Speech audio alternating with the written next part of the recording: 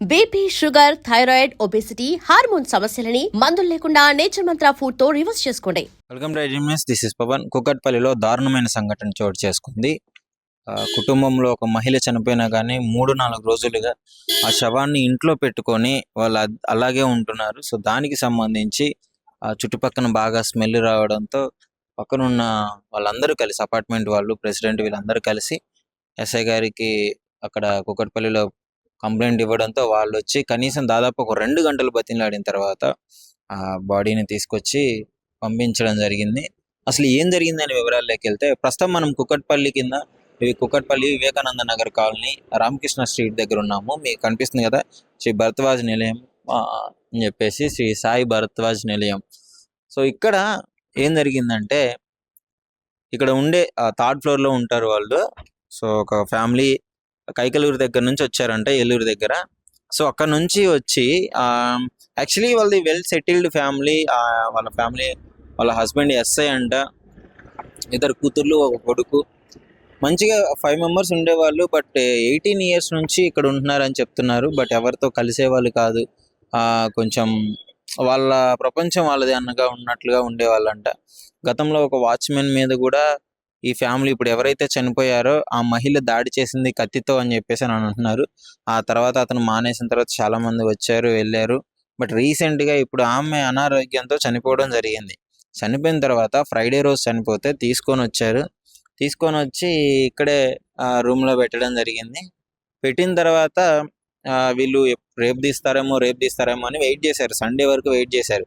Sunday కూడా అవ్వకపోవడంతో complaint ఇస్తే, Sunday రోజు శివరాత్రి అవ్వడంతో సరే నెక్స్ట్ డే మార్నింగ్ చూద్దాము అని చెప్పేసిన తర్వాత, ఆ నెక్స్ట్ డే కూడా ఎంత డోర్లు కొట్టినా రాకపోవడంతో పోలీసు వాళ్ళు వచ్చి, అందరిని మీడియా వాళ్ళు రావడం, వాళ్ళని తీసుకుపోవడం జరిగింది. వాళ్ళ గురించి తెలిసిన నిజాలు ఏంటి అంటే, ఎవరితో ఉండేవాళ్ళు కాదు, ఎవరిని పలకరించే వాళ్ళు కాదు. వాళ్ళు ఏదో ప్రార్థనలు చేయాలి అది ఇది అని చెప్పేసి ఆ శవాన్ని అలాగే ఉంచారు అని చెప్తున్నారు. బట్ వాళ్ళకి మెంటల్గా ఆ స్టెబిలిటీ లేదు అని క్లియర్గా అర్థమవుతుంది.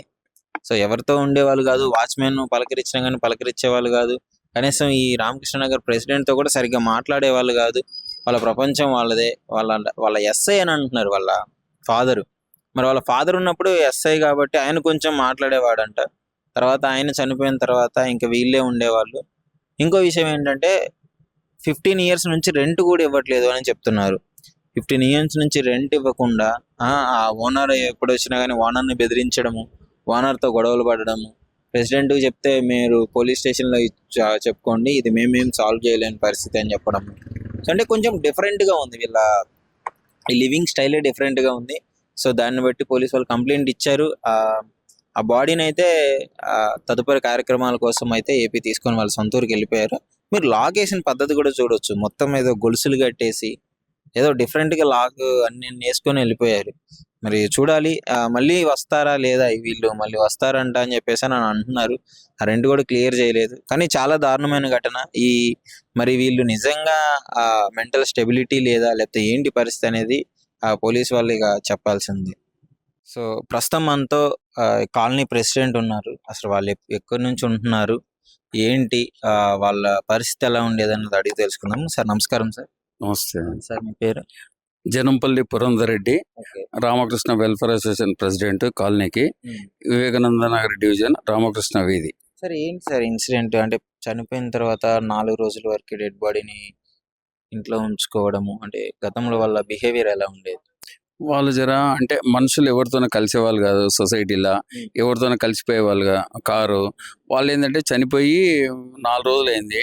డెడ్ బాడీని తీసుకొచ్చి ఇక్కడ పెట్టి తీస్తామని చెప్పారు. మాకు సండే రోజు ఈ కాలనీ, ఈ అపార్ట్మెంట్ వాసి రాజు అని నాకు ఇంటిమేషన్ ఇచ్చాడు ప్రెసిడెంట్గా. చేస్తే నేనేమన్నానంటే, ఆ రోజు శివరాత్రి పండుగ ఉందయ్యా, ఓకే అని నిన్న మార్నింగ్ నుంచి ఉదయం 10 గంటల నుంచి పోలీసు అధికారులకు మననే సండే రోజు తెలియజేసి అధికారులకు, పోలీసు అధికారులకు, మున్సిపల్ డిపార్ట్మెంట్, మీడియా వాళ్ళకి అందరికీ చేసాము.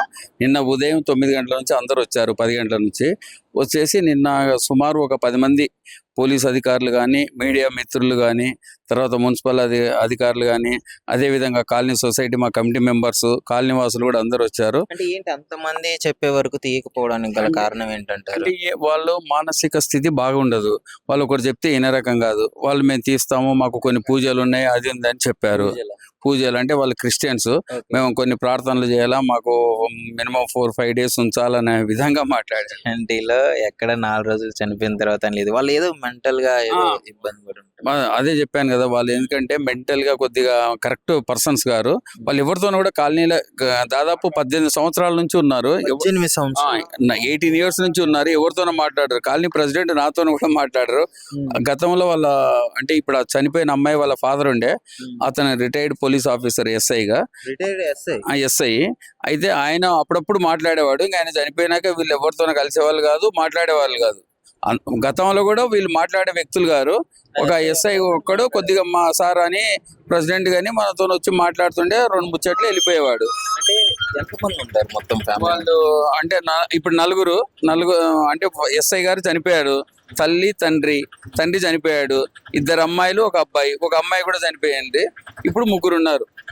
ఒక కూతురు, ఒక కొడుకు, కూతురు ఉంది. చిన్న కూతురు ప్రస్తుతానికి చిన్న కూతురు చనిపోయింది. చిన్న కూతురు చనిపోయింది. 4వ మెంబర్ లో ఒక చిన్న కూతురు చనిపోయింది. అది కానీ చిన్న కూతురు చనిపోతే అలానే ఐస్పోర్ట్స్ లో పెట్టారు. అంటే రామదేవరావు హాస్పిటల్లో శుక్రవారం నాడు చనిపోయింది. హాస్పిటల్ అనే చనిపోయింది. అమ్మాయి అనారోగ్య పరిస్థితుల్లోనే చనిపోయింది. వేరే డిసీజులు అంటే ఆమెకు అనారోగ్యమే. ఆమెకు ప్రస్తుతానికి బాగలేదు. చాలా రోజుల నుంచి చూపిస్తున్నారు. అక్కడ మోర్ దెన్ 15 డేస్ ఉన్నది రామదేవ్ హాస్పిటల్లో. చనిపోయినాక డెడ్ బాడీ తీసుకొచ్చి ఇక్కడనే పెట్టుకొని అందరు ఏమనుకున్నారంటే తెల్లారే చేస్తారు, బంధువులు వాళ్ళు వస్తారని చూసాము. వాళ్ళు ఏం చేశారంటే ఎవరు చెప్తలేరు, లాక్లు వేసుకొని వెళ్ళిపోయారు.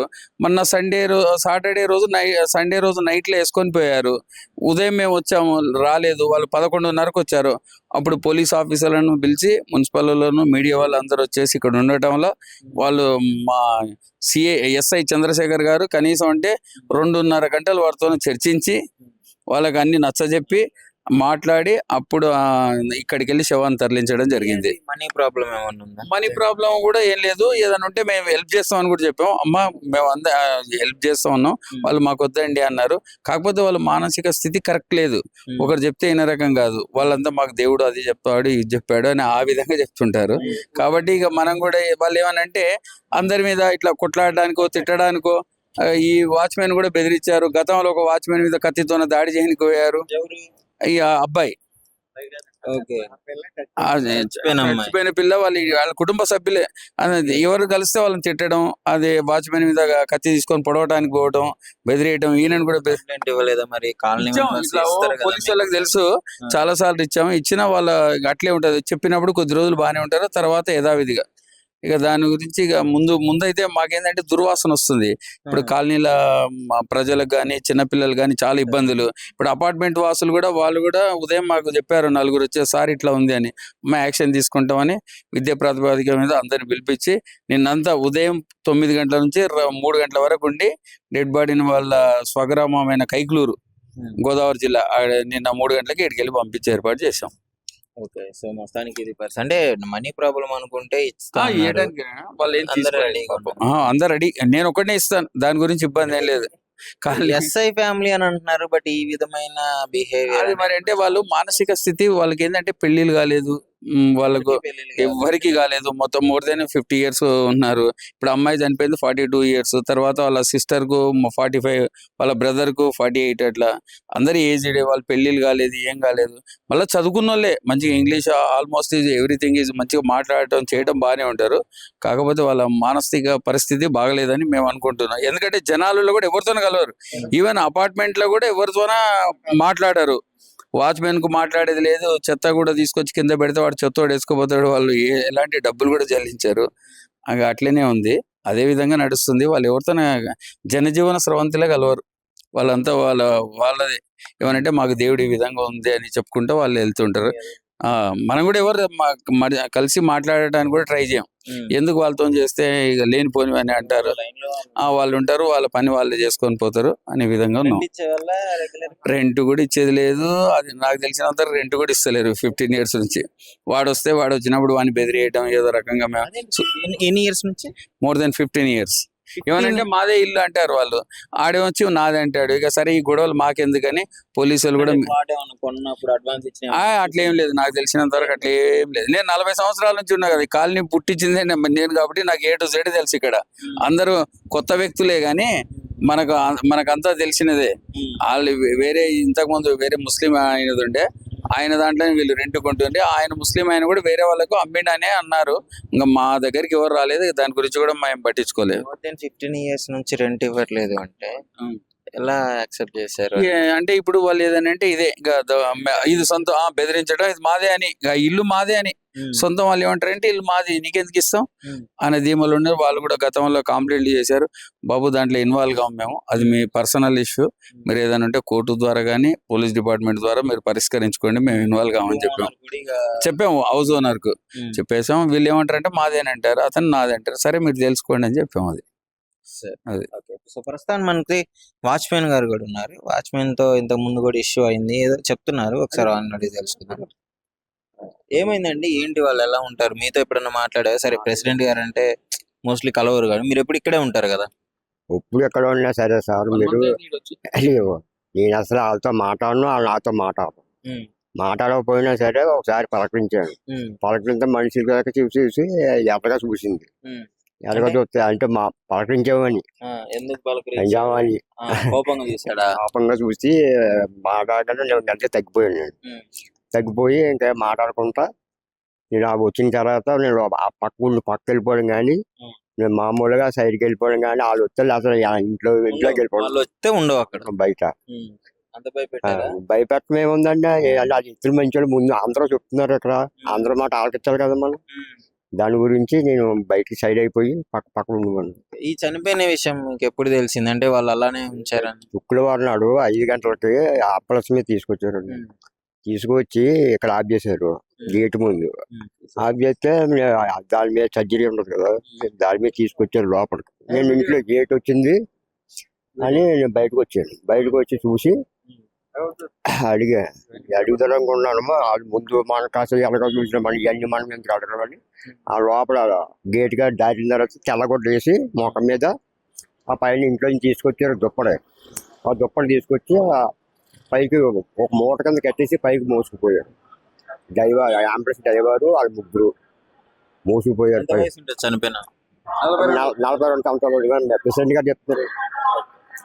మొత్తానికి అక్కడే ఉంచి ఆ స్మెల్ వస్తుందని చెప్పేసి అందరు కంప్లైంట్ ఇచ్చారు. కంప్లైంట్ మా ప్రెసిడెంట్ గారు ఇచ్చారు.